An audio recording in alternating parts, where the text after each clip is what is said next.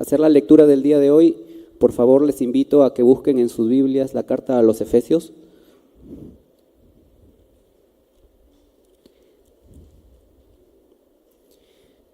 Una vez en Efesios, por favor, busquen el capítulo 1 y diríjanse al versículo 19.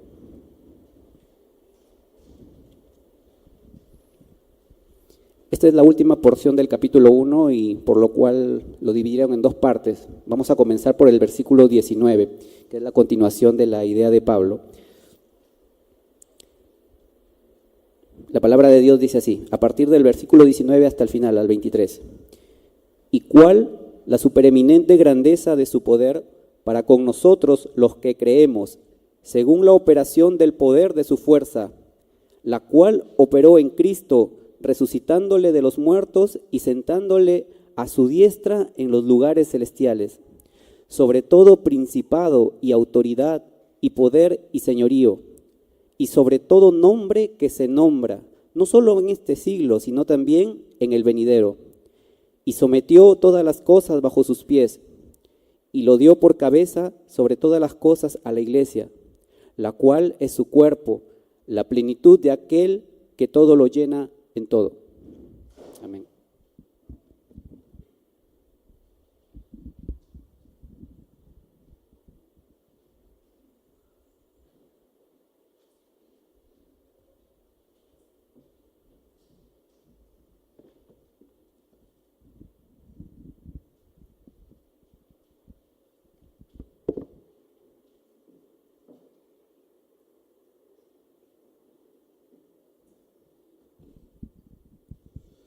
Muy buenos días con todos.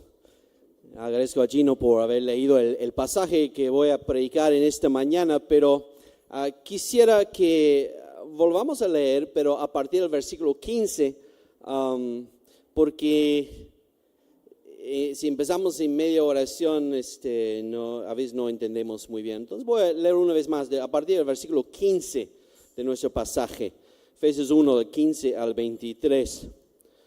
Dice Pablo, por esta causa también yo, habiendo oído de vuestra fe en el Señor Jesús y de vuestro amor para con todos los santos, no ceso de dar gracias por vosotros, haciendo memoria de vosotros en mis oraciones, para que el Dios de nuestro Señor Jesucristo, el Padre de gloria, os dé espíritu de sabiduría y de revelación en el conocimiento de Él, alumbrando los ojos de vuestro entendimiento, para que sepáis cuál es la esperanza a que Él os ha llamado y cuáles las riquezas de la gloria de su herencia en los santos y cuál la supereminente grandeza de su poder para con nosotros los que creemos,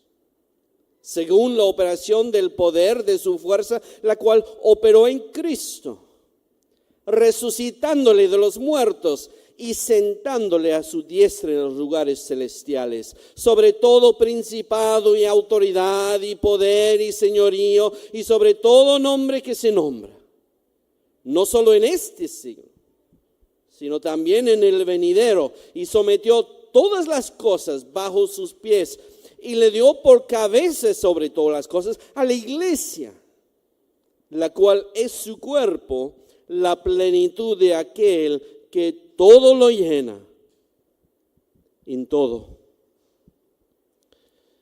En los versículos 15 al 23, el apóstol Pablo cuenta a los efesios que está orando por ellos. Y más que esto, les cuenta qué es lo que está orando por ellos. ¿Y qué es lo que el apóstol Pablo está orando por los efesios? En el versículo 15 a 16, primero da gracias a Dios por su fe y por su amor que han demostrado para con todos los santos. Es decir, Pablo reconoce que si no fuera por Dios, no tendrían fe, no serían creyentes, nunca hubieran creído. Es gracias a Dios que son creyentes en el día de hoy. Lo mismo es verdad en cuanto a nosotros. Y además Pablo también reconoce que el amor que sienten los unos por los otros, que demostraban de maneras prácticas en las congregaciones, también es obra de Dios en ellos. Por eso Pablo le da gracias a Dios por su fe y por su amor. Pero en segundo lugar, el apóstol Pablo en los versículos 17 a 19 pide que el Espíritu Santo les ilumine para que puedan conocer a Dios mejor y que también para que sepan cuál es la esperanza a que Dios los ha llamado. Versículo 18. Y para que sepan las riquezas de la gloria de su herencia. Versículo 18. Vimos la semana pasada. Y en el versículo 19, Pablo ora que el Espíritu Santo ilumine su entendimiento para que sepan la supereminente grandeza del poder de Dios para con ellos. Versículo 19. Esta última verdad es tan importante y emociona tanto al apóstol Pablo que elabora este punto más en los próximos versículos 19 al 23. Y ese es el tema de esta mañana. La supereminente grandeza del poder de Dios para con nosotros. Y vamos a ver en 3 puntos. Primero vamos a ver la grandeza del poder de Dios para con nosotros. En segundo lugar vamos a ver la grandeza del poder de Dios manifestada en Cristo. Cómo Dios ha mostrado la grandeza de su poder. Y en tercer lugar vamos a ver varias aplicaciones de todo esto para nosotros. Entonces, comenzamos la grandeza del poder de Dios para con nosotros. ¿Qué es lo que Pablo pide? Por último, versículos 18 y 19, que los efesios puedan darse cuenta del enorme poder de Dios para con todo creyente. Que se pueden darse cuenta. Hay un poder enorme de Dios que actúa en mí y a mi favor. Si soy creyente. Y nota que Pablo no está pidiendo que tengan ese poder.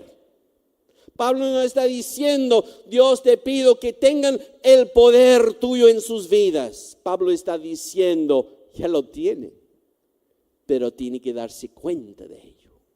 Tiene que entenderlo, comprender que ya ese poder enorme de Dios está ya obrando en ellos y a su disposición. ¿Y cómo es ese poder? Ese poder es tan grande, versículo 19, y incomparable, que a Pablo le faltan palabras para describirle, para hacerle justicia al enorme poder de Dios. Mira lo que dice el versículo 19. ¿Y cuál? La supereminente grandeza de su poder para con nosotros los que creemos, según la operación del poder de su fuerza. Tiene 4 sinónimos de poder. Pablo dice, estoy buscando el diccionario prácticamente y no tengo palabras para describir. No hay categorías. Pablo ni siquiera habla de la grandeza del poder de Dios. Él habla de la supereminente grandeza del poder de Dios. Pablo está luchando para encontrar manera como explicarlo, describirlo. Y la palabra supereminente es una palabra favorita en Pablo. Lo vemos varias veces, aunque ha sido traducido de diferente manera en nuestro Nuevo Testamento, la Reina Valera. La palabra supereminente significa literalmente tirar más allá. Tirar más allá. Se usaba en una competencia de javelina. Cuando alguien tiraba la javelina más allá del campo, donde están las marcas para medirlo. Es decir, el hombre tiró la javelina tan lejos que ni siquiera se puede medir la distancia. Es incomparable, imposible de medir. Pablo usa esta palabra para hablar de la gracia de Dios. Mira, vamos a mirar en Efesios nomás, capítulo 2, versículo 7. Para mostrar en los siglos venideros las supereminentes riquezas. Aquí dice abundante. Es más que abundante, es superabundante. La superabundante, supereminente, incomparables, imposible de medir riquezas de su gracia en su bondad para con nosotros en Cristo Jesús. Y ahora mira capítulo 3, versículo 19, cuando Pablo quiere describir el amor de Dios, el amor de Cristo. Tampoco hay manera de medirlo. Y de conocer el amor de Cristo que excede, ahí está la misma palabra en el griego, que sobrepasa a todo conocimiento. Cuando Pablo quiere hablar del amor de Cristo, cuando Pablo quiere hablar de la gracia de Dios, cuando Pablo quiere hablar del poder de Dios, se queda corto en la palabra. Son imposibles de medir, son infinitos. Así es el poder de Dios para con nosotros, dice versículo 19. ¿Y cuál la supereminente grandeza de su poder para con nosotros los que creemos? ¿Sabías eso? ¿Sabías que así de grande es el poder de Dios en tu vida si eres creyente? De repente no has pensado en esto. De repente no se puede ver bien, piensas. Para que sepan qué tan grande es el poder de Dios operando en tu vida si eres creyente, Pablo nos da un ejemplo para que veas el tamaño del poder de Dios. Y dice en versículo 19, ¿y cuál la supereminente grandeza de su poder para con nosotros lo que creemos? Según la operación del poder de su fuerza, la cual operó en Cristo. Pablo está diciendo el mismo poder que Dios está operando, haciendo operar en nuestras vidas, es el mismo poder que operó en Cristo. ¿Cómo? Cuando le resucitó de entre los muertos, versículo 20. Cuando le exaltó sobre todos, versículo 20 y 21. Y cuando sometió todas las cosas bajo sus pies. Ese mismo poder que logró esto, es el mismo poder que está operando en nuestras vidas si somos creyentes. Versículo 20. Es ese poder que resucitó a Cristo de los muertos. Jesucristo murió para pagar por nuestros pecados, pero no terminó todo ahí. Ustedes saben cómo termina la historia. Jesucristo resucitó poderosamente 3 días después, pero no a su vida anterior. Jesucristo resucitó a nueva vida, con un cuerpo glorificado, inmortal, para siempre. ¿Qué demostración más grande del poder de Dios que esta? Nadie se levanta de los muertos, por eso tenemos los cementerios. Se entierra a alguien ahí y no se espera que se levante. Se enterró a Cristo y se levantó 3 días después. Así es el poder de Dios. Y no solamente el poder de Dios resucitó a Cristo de los muertos. ¿Qué más logró? Versículo 20 y 21. Lo sentó a la diestra del Dios el Padre en el cielo. Si cumpliendo una profecía, tal vez la profecía más citada, más aludida en el Nuevo Testamento, Salmo 110, versículo 1, donde dice que Dios iba a decir a su Hijo: siéntete a mi diestra hasta que ponga a tus enemigos bajo tus pies. Jesucristo ya no solamente resucitó, ascendió y hoy está a la diestra del Padre. Versículo 21, sobre todo principado y autoridad y poder y señorío y sobre todo nombre que se nombre. Escoge un nombre, Cristo está por encima de él. Escoge el nombre que quieres, escoge el poder que quieres, escoge la autoridad que quieres. Cristo está sobre ellos, no solamente en este siglo, sino también en el venidero. Por toda la eternidad, ¿qué nombre va a estar encima de Cristo? Ninguno. Cristo está sobre todos. Es decir, el poder de Dios exaltó a Cristo sobre todos, colocando en el lugar de mayor privilegio, mayor honor, mayor favor en el universo. Está Cristo ahora sentado en su trono a la diestra del trono del Padre. Y todo por el poder de Dios. ¿Y por qué se sentó Cristo? Porque no está en pie Cristo, se sentó porque ya había culminado su labor en la tierra, en la cruz, de redimir a su pueblo, a nosotros. Ya había pagado por el pecado de su pueblo y Cristo por eso pudo decir en la cruz, consumado es, ya terminé. Por eso resucita, por eso regresa al trono, al costado del Padre y se sienta. La tarea ha terminado. Y ahora su exaltación por el Padre demuestra a todos que Cristo es superior a todos. Y esto incluye todo principado, toda autoridad, todo poder, todo señorío. ¿Y quiénes son estos que menciona en el versículo 21? ¿Quién es el principado, la autoridad, el poder y el señorío? ¿A qué se refieren? Y hay debate entre los estudiosos. ¿Se habla de autoridades humanas o angelicales?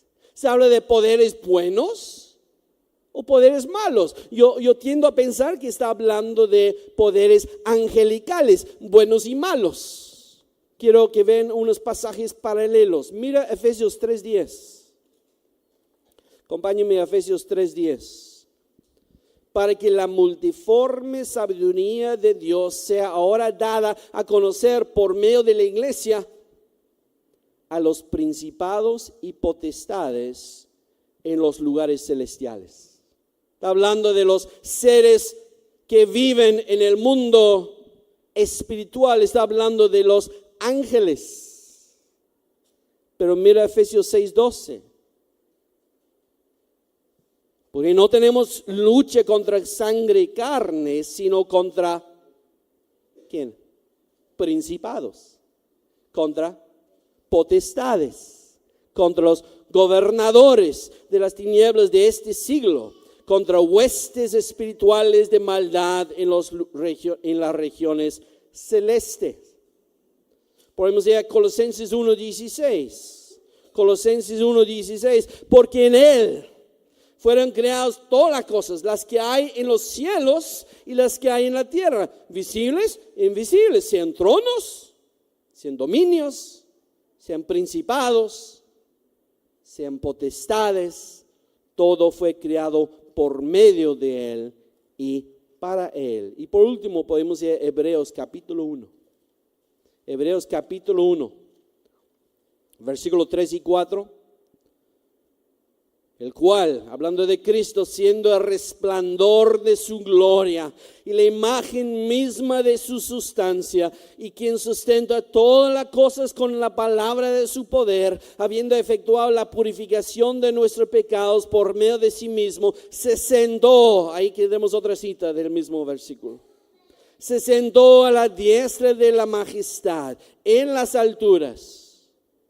Versículo 4, hecho tanto superior a los ángeles, cuando heredó más excelente nombre que ellos. Versículo 13, pues, ¿a cuál de los ángeles dijo Dios jamás? Siéntate a mi diestra hasta que ponga a tus enemigos por estrado de tus pies. Cristo es superior a toda autoridad, todo trono, todo dominio, todo principado, entre los ángeles, entre los demonios, entre los seres humanos. Cristo es superior. Puedes nombrar al que quieras. Toda autoridad, todo poder en este siglo y en el siglo venidero está por debajo de Cristo. Cristo es supremo en el universo. Pero Cristo no solamente es superior a todo poder y autoridad en el universo, sino que Cristo también tiene completo dominio. Hay una diferencia. Parece decir lo mismo, pero hay una diferencia. Alguien lo explicó de esta manera. ¿Quién es superior? ¿Un hombre o un león? Un hombre. Un hombre es superior de muchas maneras. Pero el hombre tiene dominio del león. A ver, ponlos juntos. En un cuarto cerrado. A ver quién domina. El león, a menos que sea un entrenador de leones, el león va a dominarlo. El hombre es superior. pero ya no domina. Eso sucede ¿desde cuándo? Desde que Adán pecó. Dios escogió a Adán para tener dominio sobre la naturaleza, sobre los animales, sobre la tierra, sobre las plantas. Pero por su pecado perdió el dominio. Entró un sistema en que ya no le obedecía la creación. Pero Cristo es el segundo Adán. Y Cristo no solamente es superior a toda la creación, tiene dominio. Tiene dominio. Y no solamente sobre los animales, no solamente sobre la tierra, no solamente sobre la planta, sino sobre el universo entero. Cristo es superior y domina. Él es el soberano. Él reina. Él está sentado en su trono ahora, gobernando el universo. Y dice el versículo 22, y sometió todas las cosas bajo sus pies.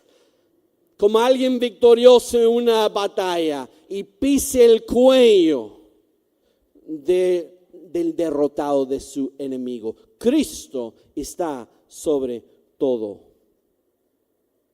Y no solamente esto, sino que el gobierno de Cristo sobre todo el universo sucede para el beneficio de la iglesia. ¿Sabían eso? Todo lo que ocurre en este mundo, en la historia del mundo, ocurre bajo el dominio de Cristo para el bien de la iglesia. Mira, de repente no te has dado cuenta lo que dice el versículo 22. Y sometió todas las cosas bajo sus pies y le dio por cabeza sobre todas las cosas a la iglesia. Cristo como cabeza sobre todo es dado a la iglesia para el beneficio de la iglesia. Nada sucede en este mundo, en esta vida, en tu vida, que no es para el supremo bienestar de la iglesia, porque Cristo está en control de todo. Y eso nos llena mucha de confianza cuando las cosas parece que no están marchando bien a nuestros ojos. Parece que el país está mal, parece que Europa está mal, parece que la iglesia está mal, pero ojo, Cristo está sobre todo. Y todo sale para el bien de su iglesia y de su pueblo. ¿Y qué aprendemos en el versículo 23? Mira lo que dice el versículo 23. Y lo dio por cabeza sobre todas las cosas a la iglesia, la cual es su cuerpo, la plenitud de aquel que todo lo llena en todo. ¿Qué está diciendo? Que Cristo mismo, quien dirige la iglesia y gobierna el universo entero, que también llena el universo entero, Cristo es omnipresente. Ese mismo Cristo, soberano sobre todo, no solamente llena el universo, todo lo llena en todo, sino que Cristo llena la iglesia. La iglesia es el templo de Dios. Cuando se construye el tabernáculo, cuando se construye el templo, el lugar santísimo, la presencia de Dios, la Shekinah, esa nube llenó el templo. Y ahora Cristo, la cabeza del universo, también llena su iglesia. Completamente. ¿Y cómo lo llena? ¿Con una nube? No. Lo llena con su presencia. Jesucristo llena la iglesia con su gracia, con su amor, con su gloria, con su espíritu, con su conocimiento, con su vida y con su poder. Jesucristo llena la iglesia de estas cosas. El pueblo de Cristo está lleno del poder de Cristo. Y esto es exactamente lo que nosotros necesitamos. Así que vamos a ir a las aplicaciones. Son varios. La mitad del sermón son aplicaciones. Hay muchas aplicaciones aquí. ¿Qué significa para nosotros entonces que el poder de Dios, el gran poder de Dios, el supereminente grandeza, el poder de Dios opere en nosotros. ¿Qué significa esto? Porque es importante. Y no solamente porque es importante, porque es importante que lo sepamos. Aquí propongo algunas aplicaciones de todo esto para nosotros. En primer lugar, el poder de Dios que resucitó a Cristo después de 3 días de entre los muertos, un día nos resucitará también a la misma clase de vida, glorificada, inmortal para siempre. Pablo dice en 1 Corintios 6:14, y Dios que levantó al Señor también nos levantará con su poder. Esa es parte del actuar del poder de Dios para con nosotros. Dios levantó a Cristo, Dios nos levantará también en el día final cuando Cristo venga de nuevo. Pero ese mismo poder que resucitó a Cristo y que nos resucitará, también está operando en los creyentes en el día de hoy también. No tenemos que esperar la operación del gran poder de Dios, ya está operando. Y de hecho, el hecho mismo de que somos creyentes es a causa del poder de Dios en nosotros. Todos nosotros que creemos hemos resucitado espiritualmente a nueva vida. Hemos nacido de nuevo por el poder de Dios. Hemos sido regenerados por el poder de Dios en la obra del Espíritu Santo. El hecho de que eres creyente en el día de hoy es evidencia del incomparable poder de Dios en tu vida. Y si no eres creyente, si esta mañana no eres creyente, nunca llegarás a ser creyente si Dios no realiza una poderosa obra en tu vida. Dándote la vida espiritual, resucitándote de la muerte espiritual, abriendo tus ojos para ver tu realidad espiritual y tu desesperada necesidad de Cristo, cambiando tu corazón de un corazón de piedra a un corazón de carne que tiene nuevos y puros deseos espirituales. Si alguien se va a convertir, será solamente por el enorme poder de resurrección en sus vidas. Y si no eres creyente en el día de hoy, ¿qué tienes que hacer? Tienes que reconocer tu pecado y clamar a Dios que te salve, que haga una obra poderosa en tu vida. Y te digo, hazlo ahora, hazlo ya. Necesitas el poder de Dios en tu vida. Porque si no, un día también resucitarás. De todas maneras vas a resucitar, pero no a la vida, sino al juicio y la condenación eterna. Y la única manera de evitarlo es que Dios haga una obra en tu vida. Arrepiente de tus pecados y cree y confía en Cristo. Y verás la obra de Dios en tu vida. El poder de Dios está operando en nosotros hoy. Y quiero preguntarte si eres creyente, si estás consciente. ¿Eres consciente del incomparable poder de Dios operando en ti? De repente te sientes débil esta mañana. Físicamente, emocionalmente, espiritualmente te sientes débil. Te sientes vencido, te sientes derrotado, hasta una semana en que has caído en tentación de nuevo. Y dices, no veo el poder de Dios en mí. Pero según la palabra de Dios y este pasaje, Dios te está sosteniendo al 100% con su enorme, infinito poder. Escuche lo que dice en 1 Pedro 1:5. Sois guardados. ¿Saben que Dios nos está guardando? ¿Cómo? Por el poder de Dios. sois guardados por el poder de Dios mediante la fe. Para ser creyente tienes que poner tu fe en Cristo. ¿En la fe de dónde viene? Viene de Dios, viene de la obra poderosa de Dios de regeneración que te da la fe. ¿Y por qué seguimos regenerados? ¿Por qué sigo con fe? Por obra poderosa de Dios en mí. Y como yo sigo con fe, sigo guardado. Todo es obra de Dios. Sois guardados por el poder de Dios mediante la fe para alcanzar la salvación que está preparada para ser manifestada en su tiempo posterior. Judas 24 y 25 a veces lo usamos como una bendición final al final de un culto. Y aquel que es poderoso, ¿para qué? Para guardados, ¿cómo? Sin caída. Aquel que es poderoso para guardaros sin caída y presentaros sin mancha delante de su gloria con gran alegría al único y sabio Dios nuestro Salvador, sea gloria y majestad, imperio y potencia, ahora y por todos los siglos. Amén. ¿Cómo se llama esto? La perseverancia de los santos.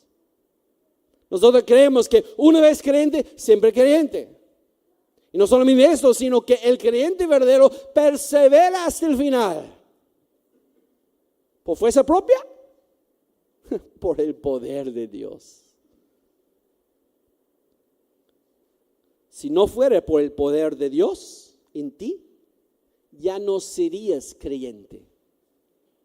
Ya te hubieras apostatado. Yo hubiera apostatado si no fuera por el poder de Dios en mí. Dios es quien produce el querer como el hacer. Creyente, estás aquí en esta mañana. ¿Sabes por qué? Por el poder de Dios.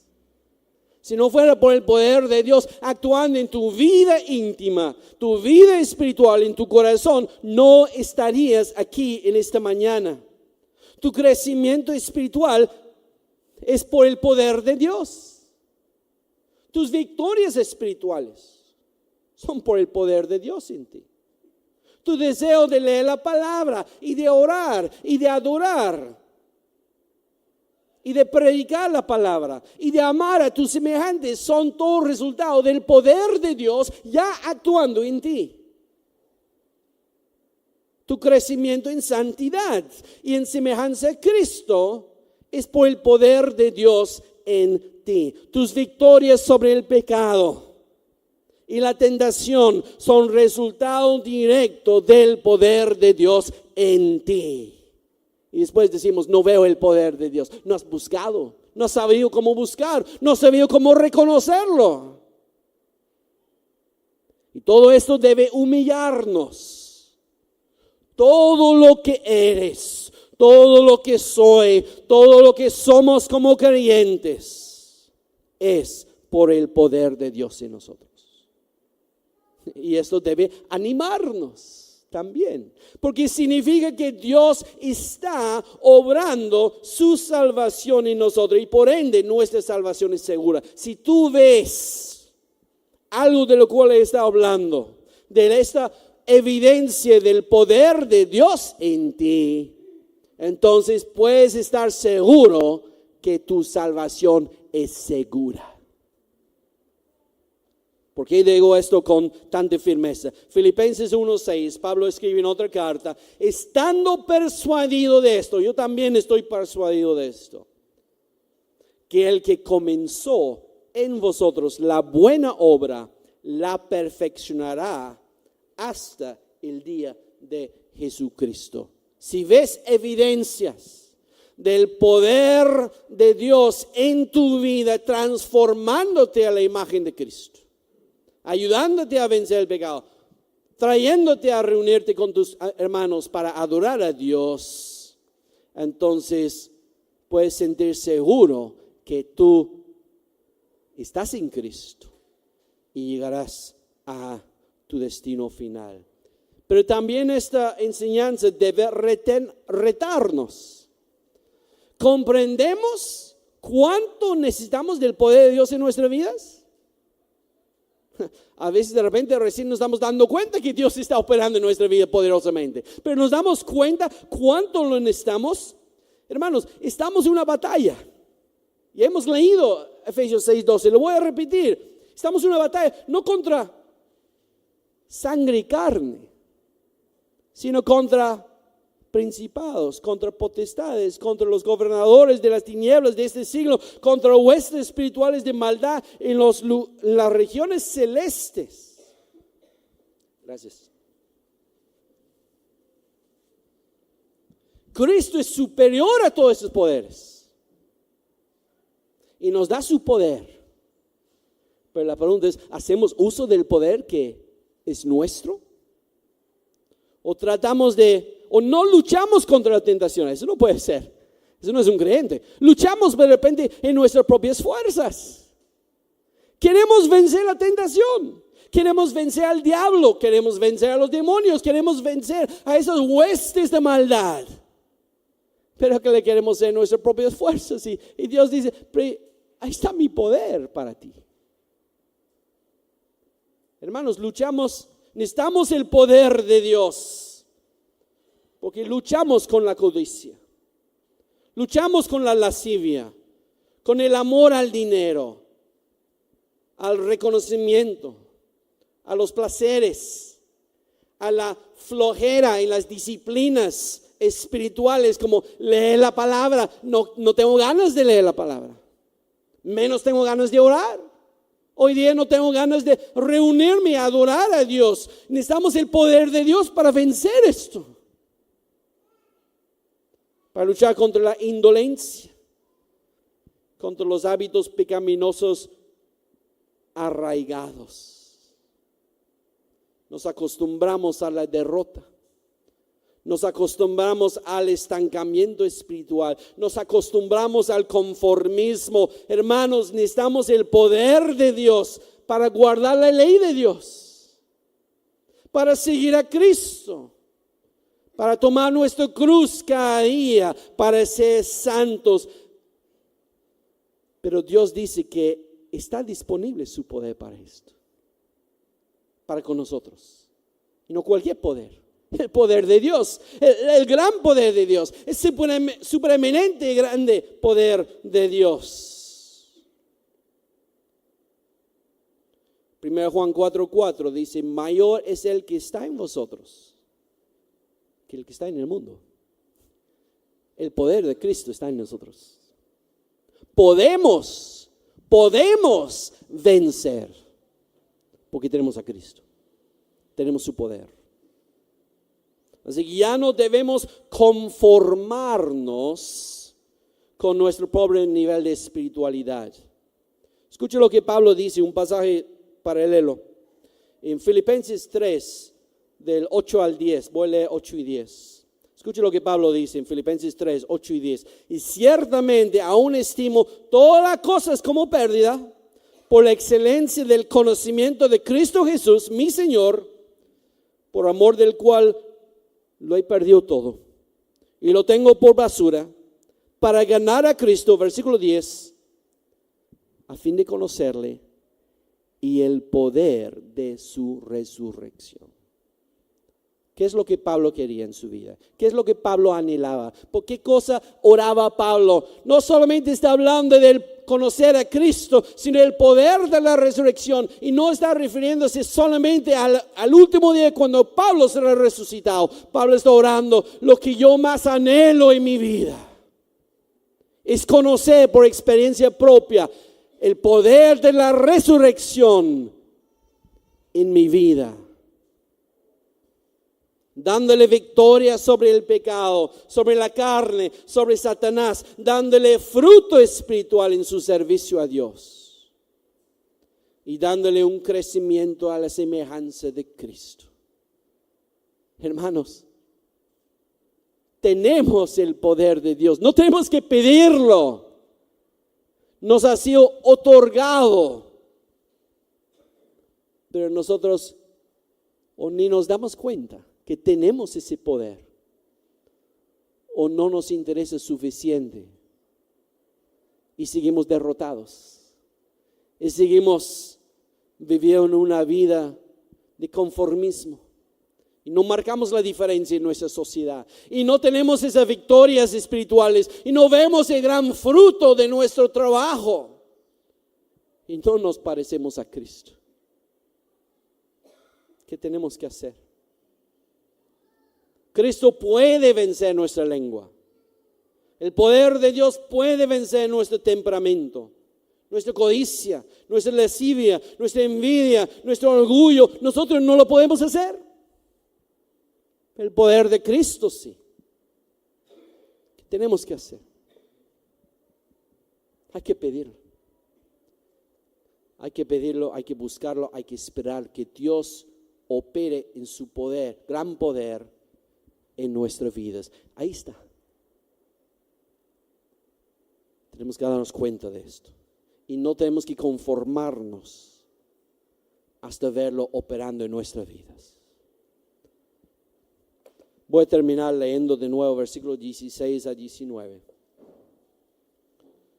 de nuestro pasaje. No ceso de dar gracias por vosotros, haciendo memoria de vosotros en mis oraciones, para que el Dios de nuestro Señor Jesucristo, el Padre de gloria, os dé espíritu de sabiduría y de revelación en el conocimiento de Él, alumbrando los ojos de vuestro entendimiento, para que sepáis cuál es la esperanza a que Él os ha llamado, y cuáles las riquezas de su la gloria de su herencia en los santos, y cuál la supereminente grandeza de su poder para con nosotros los que creemos.